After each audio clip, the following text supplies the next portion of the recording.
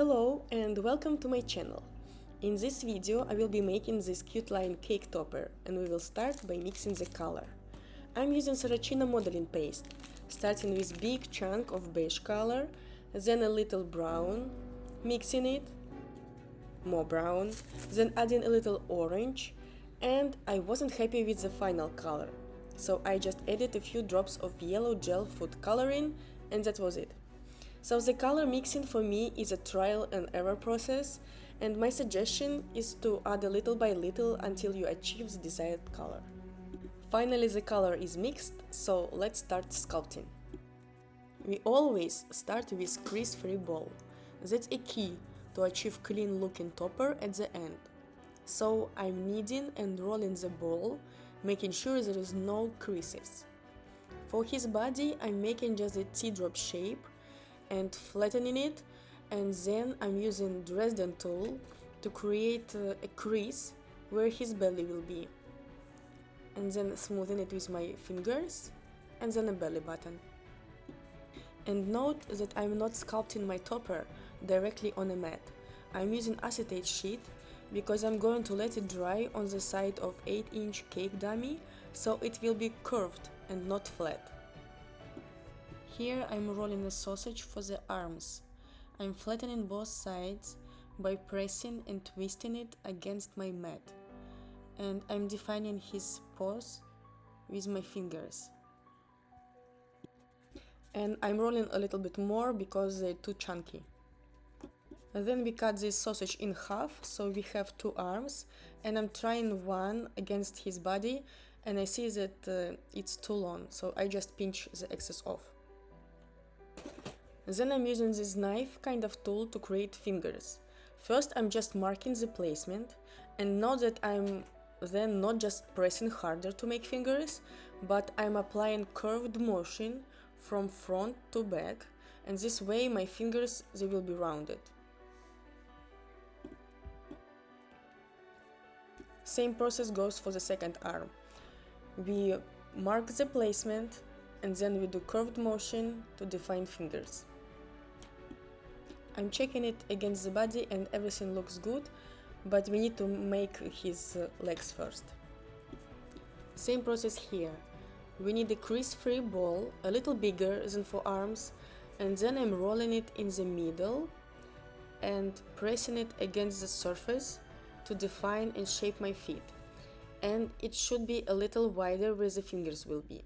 I'm cutting it in half and checking against my body to make sure I'm happy with the size. Then I'm making his fingers, again marking the placement and doing curved motion from front to back and back to front. One foot is ready, next one. Same, I'm flattening it a little bit more because it's smaller, shaping it and making fingers. I'm sticking the legs to the body with some water and then placing the front ones. And then I bend the right arm because this lion, he will hold a bunch of balloons that will be made out of chocolate spheres, and they will be on the top and the side of the cake, and he will be kind of holding them. So his body is ready and we are going to make a head. So his head is a flat, rounded, triangular shape, and as usually we start with the ball that I'm trying to flatten and form it, and I'm constantly smoothing it with my fingers and with my palm because it will be his face, the main part. Then I'm checking against the body and it's a little smaller, so I just stretch it a little bit more and again smooth with my palms until I'm happy with the size. Then I just leave it to rest when we will be making his hair.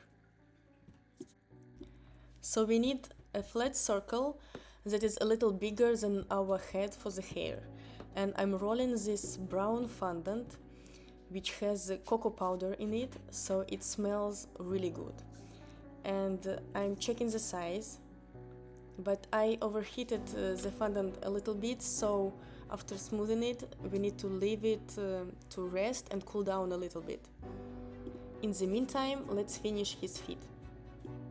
So here I'm just rolling one large and 3 small circles for each feet, and that's it.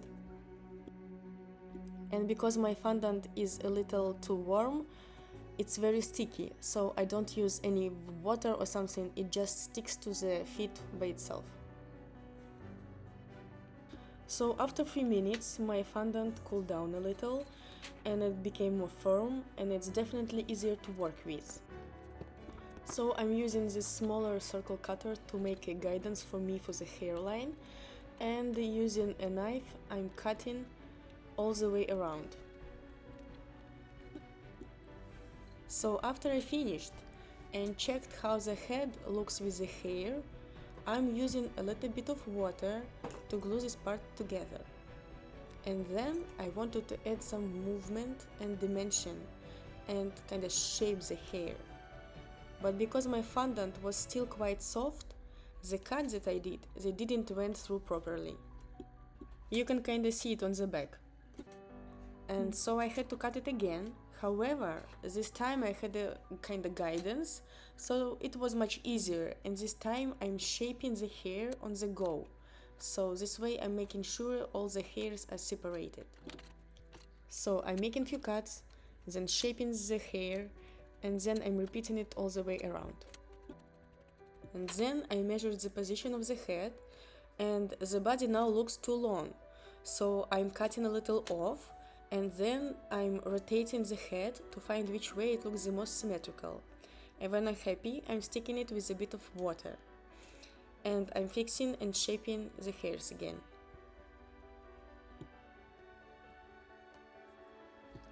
Then I'm making 2 little teardrops for the ears. I'm using this cone tool to make the holes, and then I insert the ears so they are nicely secured. And I'm using the same tool to push them inside a little more and form an ear. Now let's make his face. I'm using beige color for his nose part. I'm flattening it to achieve a shape needed and sticking it with some water, and then I'm rounding and smoothing the sides. Then I'm using this tool to mark a placement for his eyes and nose. And I needed a better view, so sorry, I'm doing it a bit off camera, but we need this to be very symmetrical. Then I'm using this like half circle tool to create a mouth, and I'm deepening the corners and smoothing with my fingers until I'm happy with the final shape.